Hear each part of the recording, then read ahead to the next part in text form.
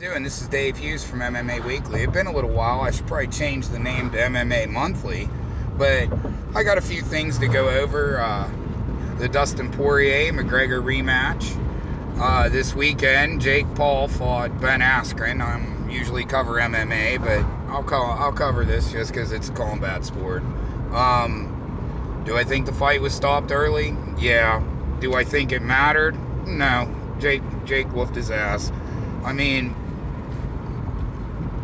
if you like this guy or if you hate this guy, the kid can fight, man. He period. I mean, he can absolutely fight. He's got the basics down. He beat Ben. I mean, Ben's been a multiple champion in multiple organizations, but against really hard-hitting people. He beat Douglas Lima, which I ranked like 5th pound for pound in the welterweight division right now. So, I mean, Ben was a real fighter. I mean, could he box? No. Did he get lucky throughout his career? Fuck yeah. I mean, he's lucky he didn't fight his buddy Tyron, because that's Tyron's main weapon is an overhand right. Ben's just not a boxer. He shouldn't have took the fight, but then again, I know why he did. I probably would have took it too as a wrestler, making, incredible money, more than he did his entire stint in Bellator. But who should Jake Paul fight next? If you guys want to leave it down in the comments, you're more than welcome. I'd love to see him fight a more legit UFC fighter, if he's going to fight a UFC fighter or an MMA fighter, so to speak. Like a Luke Rockhold. Tyron Woodley and him been jawing back and forth, but let's face it, Tyron walks around at maybe 185, 195. I'd like him to see him fight somebody that, like Luke Rockhold, his size, a man his size. He is yet to fight a man his size. Ben Askren is fat. He should have fought at 155, the fat fuck. But let's face it, he's a fat ass. His boxing skills are shit. I'd fight Ben Askren in a boxing match, and I'm no way, shape, or form. You get 3 good rounds out of me. But shit, when you only need 45 seconds to finish the dude, you know, I thought he had a better chin. I was always on the Ben Askren wagon until a Damian Maia fight, to be honest. So I'm moving on, because I don't want to fucking talk about Jake Paul anymore, because I don't like the man. DJ Mighty Mouse Johnson, Demetrius Johnson, the greatest bantamweight of all time, got knocked the fuck out by, now I might butcher the name, Adrian Marias, I believe is how you say his name.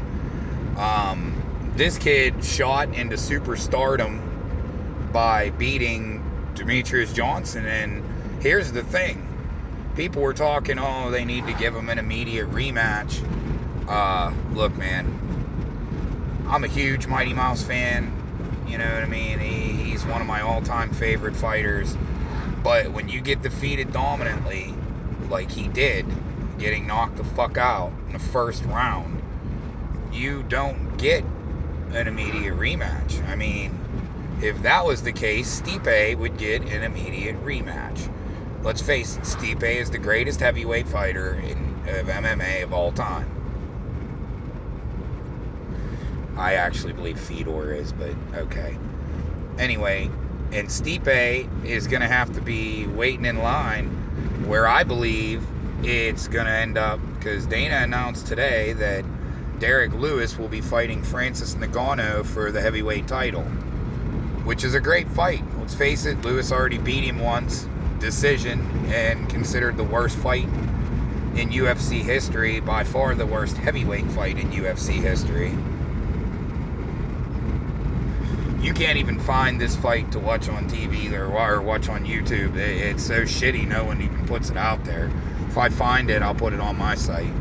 But yeah, it's shit. It is a shit fight. It's not worth watching. Anyway, moving on. I think what we're going to see is a John Jones versus Stipe for John's first fight. Don't be surprised if it's on the very next pay-per-view after Nagano Lewis. Because, I mean, it is what it is here. I mean, let's face it, John, we all know I'm all about John Jones. He's my absolute favorite fighter. I've got signed pictures. He's my favorite fighter. So I might be a little more on his side, so to speak, but I feel that a Nagano Jones fight, okay, maybe Dana's smarter than I am here, because the only reason I could think that Jones kept shut up and Nagano kept shut up is Nagano has to prove himself before the fight is worth tons of fucking money.